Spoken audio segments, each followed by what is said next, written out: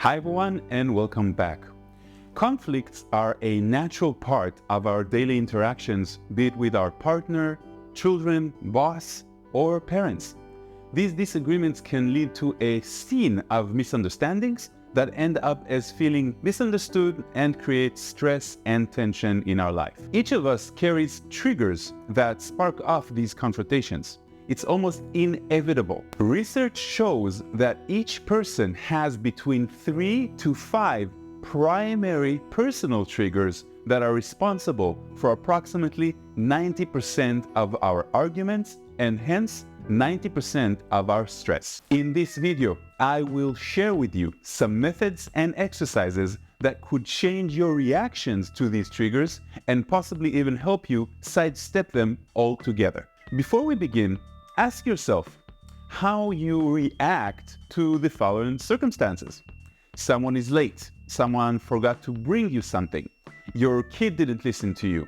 You weren't invited to an event. Someone crossed you on the road. Someone forgot to thank you for your efforts. Someone yelled at you. Someone tricked you, or someone lied to you. While this video provides a concise summary of extensive topics, deriving real benefits from this information requires actual application and taking action. Albert Einstein once said, "No problem can be solved from the same level of consciousness that created it."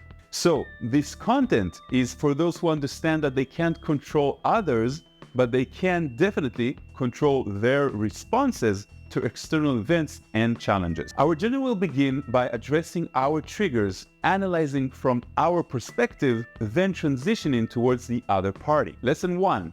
Unearthing the real source of our triggers. Most of us are oblivious to the root cause of our triggers. The first step is to consciously identify them. This is often challenging as our ego is shielding the truth in its attempt to protect us from being wrong. This is why we always think that we are right while others are wrong, and we support our own points of view. What you want to do is to start by acknowledging what sparked your trigger and introspect. You can do that retroactively, but the best is to catch it when it happens. Ask yourself, why was I triggered? Let's dive into lesson 1 with an example. A close friend of us failed to acknowledge us at an event. This triggered a feeling of being insulted. So, ask yourself, why would an overlooked greeting trigger a sense of insult? Respond to yourself truthfully. Because I feel unseen, leading to frustration. Ask yourself, why would feeling unseen make me feel frustrated? Answer yourself truthfully. Because it triggers my insecurity about myself in society.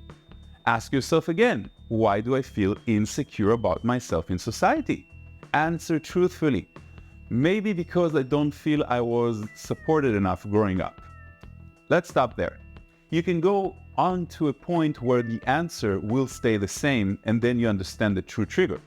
Now remember, the true origin of our trigger is usually more straightforward than what we perceive it to be. And we will find it when the same answer comes up repeatedly.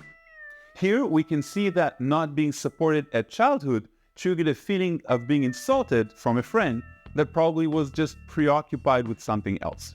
Let's take another example. My wife yelled at me that I forgot to take out the garbage again, and that made me raise my voice, and we got into an argument, yada yada yada.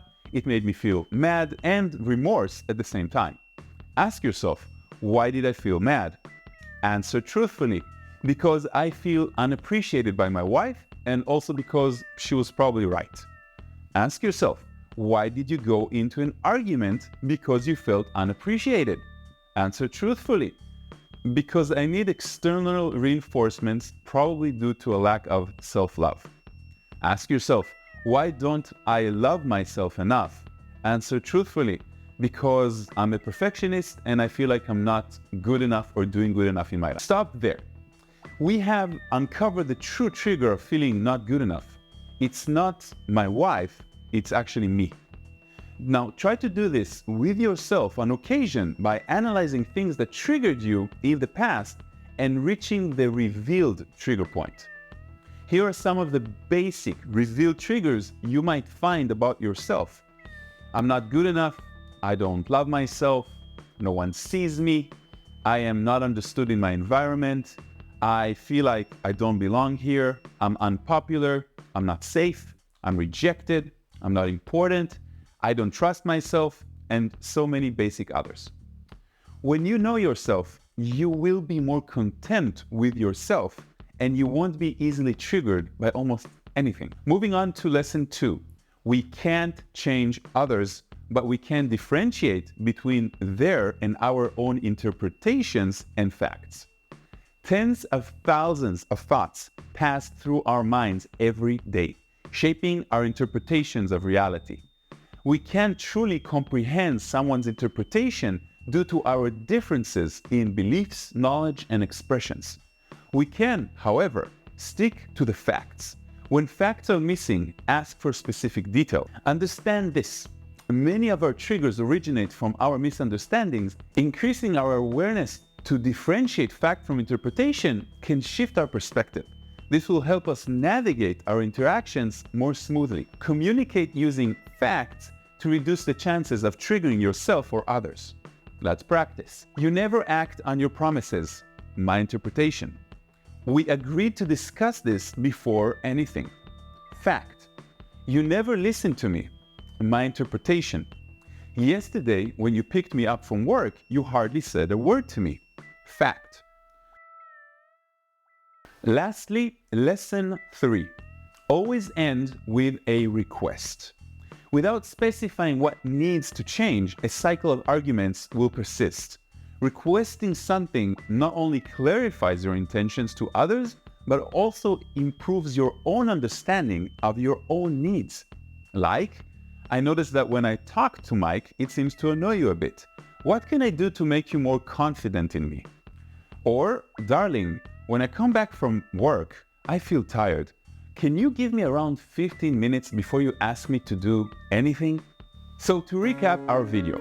Number 1, engage in deep personal introspection to reveal the hidden truth behind your own triggers. Number 2, treat only facts as realities to avoid misinterpretations and consequent arguments. Number 3, make specific requests to break the cycle and make it clear what needs to happen to yourself and to the other side to actually make a change.